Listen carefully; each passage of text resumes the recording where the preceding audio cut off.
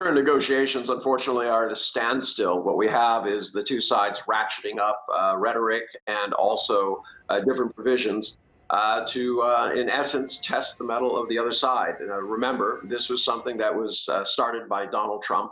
He wanted to get better terms from China and has been engaging in a systematic full pressure campaign, which not only includes these economic tariffs, but also pressure on Huawei and also militarily by sending ships through the Taiwan Straits and into the South China Seas and disputed areas. China has acknowledged that this is going to have repercussions. The real issue here is that there's no winners in a trade war, and both the U.S. and China will suffer.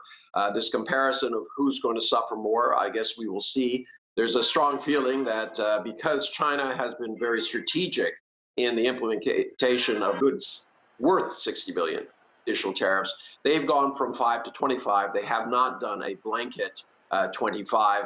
They've been very, very careful to make sure that they protect the interests of Chinese consumers. So it's a situation where the U.S. is, I think they're anticipating that China will fold. So far, it does not seem that Beijing is any mood for that kind of situation.